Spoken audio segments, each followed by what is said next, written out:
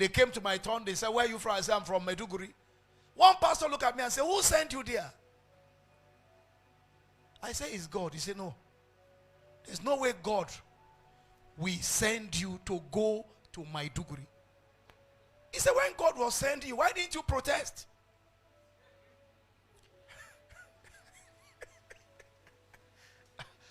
There are pastors, so he said you would have protested and told God. God, didn't you see Port Harcourt? You didn't see Abuja, you didn't see Lagos. Why Maiduguri?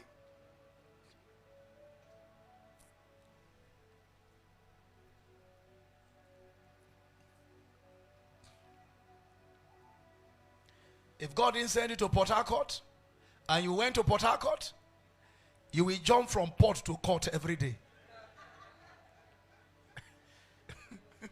Praise the name of Jesus. These guys went into praising God and God showed up. I've been studying about histories of earthquake. I've never seen this kind of earthquake. God showed up and there was earthquake. Earthquakes have been known to destroy lives, destroy properties, destroy environment, changing the disk of the earth, relocating the topography, rearranging the topography of the environment. But this earthquake came. The earthquake only opened the door of the prison and then broke their chain. What kind of earthquake is that? The earthquake released them from chain, released them from prison. Didn't touch life, didn't destroy properties. The earthquake only destroyed captivity, destroyed bondage. That earthquake is not a normal earthquake. And liberated them. You can organize such earthquake if you live a life of gratitude. Sleeping and waking up, thank you, Jesus. I may not have everything I'm looking for, but I have life. Thank you, Jesus. I may not have every connection I'm looking for, but I have good people around me. Thank you, Jesus. I may not have the kind of food I want to eat, but at least I have water to drink. Thank you, Jesus. I can breathe freely. Thank you, Jesus. I may not be where I want to be, but I've left where I used to be. Thank you, Jesus. And I'm on my way. And every day is a plus on the previous. Today is better than yesterday. And I have the promise in my heart that tomorrow will be better. Living a life of gratitude, you condition God's presence around you. And God can't be with you and you remain in bondage. The next point, pay your vows unto the Most High. Do you want freedom? Do you want deliverance? I'm teaching you the techniques. Instead of jumping from pillar to post, if you have ever made vows, fulfill your vows. There's something very powerful about vows and redeeming of it, fulfilling of it, that attracts God's power for liberation.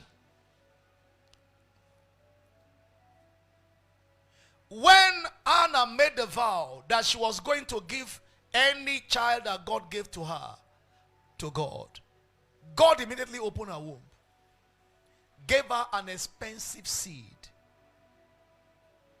You can study your Bible very well. Samuel remains a unique person, a unique seed in the whole of Israel. You could read on many prophets that have all manner of flaws, but the life of Samuel was different. When he was talking about himself, trying to hand over, he said, which of you can accuse me of anything? When they were talking about Samuel, when people were coming to look for him, they said there's an honorable man in this city, a man of God, and he's an honorable man. Today we have many people that are called honorable who have no honor in their lives. Who dupe people, tell lies, cheat, deceive, take people's wives, take people's husbands, and they call them honorable. Samuel was an honorable prophet. Imagine God giving you such a child. We can't remember the names of his brothers and sisters, But we can't forget Samuel. Up till tomorrow, Samuel is still preaching to you and I from the grandstand. When she made that vow to God, her barrenness ended. When she redeemed the vow by bringing Samuel to the altar, God gave her more children. End that captivity with a vow. But if you are making a vow, don't play with it. Don't take God for granted, because the Bible said, you shall not say before the angel it was a mistake.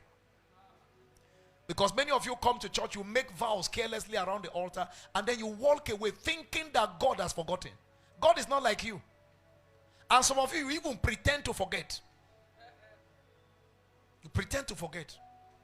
You are very smart. Well done. God will wait for you where it matters. Can we put that scripture on the screen? Ecclesiastes chapter 5. It said, make your vow. Ecclesiastes chapter 5, yeah.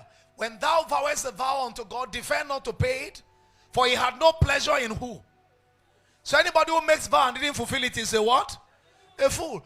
Pay that which thou hast vowed. The next verse. Better is it that thou shouldest not vow than that thou shouldest vow and not what? And not pay. The next verse. Suffer not thy mouth to cause thy flesh to sin. Neither say thou before the angel that it was what? An error.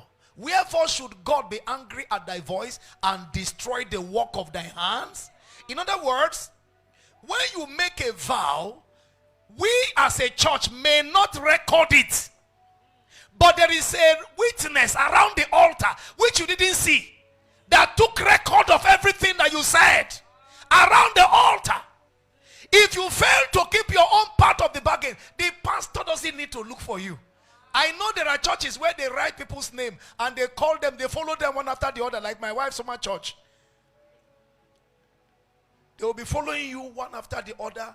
Elders, so and so. You made vow of 1,000 in church for church building. Why have you not redeemed it? Even if you have left the church, they will still look for you. Because some of you think you are very smart. Praise God. But we are serving a God who is a spirit. I don't know if I've remembered telling this church, or maybe this session, third service people, this story some years ago.